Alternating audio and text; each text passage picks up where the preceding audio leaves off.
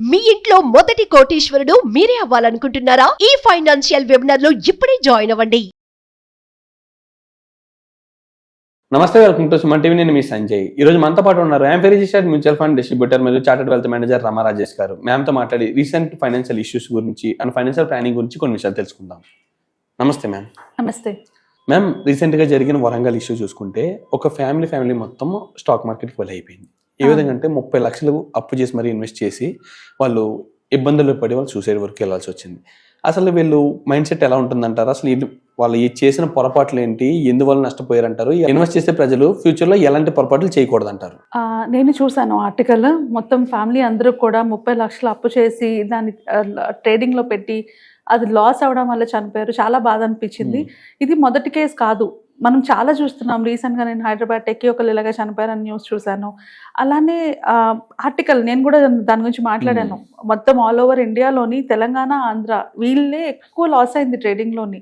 So ఇక్కడ problem ఏంటి అంటే మార్కెట్ కాదు, ప్రాబ్లం ఏంటి అంటే సిచ్యువేషన్స్ కాదు, కానీ జనాలు తీసుకునే డెసిషన్స్. అప్పు చేసి ఇన్వెస్ట్మెంట్స్ ఎప్పుడు చేయకూడదు. మనీ గురించి చాలా రూల్స్ ఉంటాయి, మనీ గురించి చాలా ఇంపార్టెంట్ అయిన టాపిక్స్ ఉంటాయి. అంటే అవి మనకి తెలిసినప్పుడు ఇలాంటి మిస్టేక్స్ మనం చెయ్యం.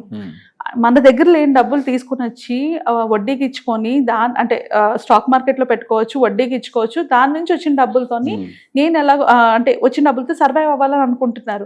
But that is not right. అలా చేయడం వల్ల అది మనకి రాకపోతే ఇటు అప్పులోళ్ళు గోల పెడతారు అండ్ మనకి లేని స్ట్రెస్ బిల్డ్ అవుతుంది. సో ఎప్పుడు కూడా మనీ విషయంలోని మనం డెసిషన్స్ తీసుకునేటప్పుడు మన చుట్టుపక్కల చెప్పేవి కానీ, మన టీవీలోని యూట్యూబ్లో చూసేవి కానీ ఇలాంటి వాటిని నమ్మకూడదు. ఈ మధ్యన స్టాక్ మార్కెట్ మీద అంత ఎక్కువ క్రేజ్ పెరగడానికి యూట్యూబర్సే. వాళ్ళు ఈ అనాలిసిస్ ఆ అనాలిసిస్ అన్ని చెప్తున్నారు. అవి చూసి మేము కూడా చేసేయాలి, మేము కూడా చేసేయగలము అని అనుకుంటూ ప్రతి ఒక్కరు దాంట్లో దూరిపోతున్నారు.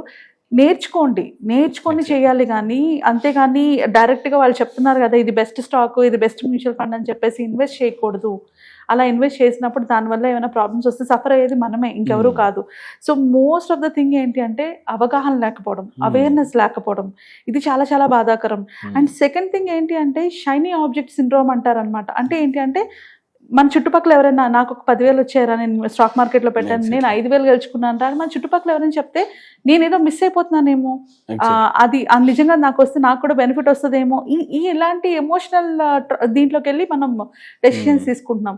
ఇంకోటి ఫియర్ ఆఫ్ మిస్సింగ్ అవుట్ అంటారు అనమాట. అంటే ఏంటంటే ఇది భయం, అంటే నా చుట్టూ ఉన్న వాళ్ళందరికీ డబ్బులు వచ్చేస్తున్నాయి, నేను తెచ్చుకోలేకపోతున్నాను అన్న ఒక ఫియర్లో కూడా ఫాస్టెస్ట్ యాక్షన్స్ తీసుకుంటారు. అంటే ఆలోచించకుండా ఇన్వెస్ట్ చేసేస్తారు, యాక్షన్ తీసుకుంటారు. ఆ తర్వాత రియలైజ్ అవుతారు అయ్యో ఇప్పుడు ఏం చేయాలి అనేసి. అండ్ దానివల్ల మీరు ఒక్కలే సఫర్ అవుతున్నారా, మొత్తం ఫ్యామిలీ అందరూ సఫర్ అవుతున్నారు. And next and important point ఏంటి అంటే నేను చూస్తున్నాను కదా ఈ వీడియోస్లో వాటిలోని వాళ్ళు అనాలిసిస్, యూట్యూబర్స్లో అనాలిసిస్ చేసి మీరు ఎవి చేసి తెలుసుకోండి అని చెప్తారు. కింద వీళ్ళు అడుగుతూ ఉంటారు డౌట్స్, సార్ నాకు ఇది ఇలా ఉందండి, అలా ఉంది అండి అని. దానికి సమాధానాలు ఉండవు. సో వాళ్ళు సమాధానం ఇచ్చే వరకు వీళ్ళకి టైం ఉండదు. వీళ్ళు ఏం చేస్తారు, ఏదో ఒకటి ఇప్పుడు నా దగ్గర డబ్బులు ఉన్నాయి, ఖర్చు అయిపోతాయి, లేదా అప్పు చేసి తెచ్చేసాను ఏదో అయిపోద్దని ఫాస్ట్గా తీసుకుంటారు. సో ఇలా ఎటు నుంచి చూసుకున్నా కూడా సఫర్ అయ్యేది ఎవరు? ఇన్వెస్టర్స్ సఫర్ అవుతున్నారు.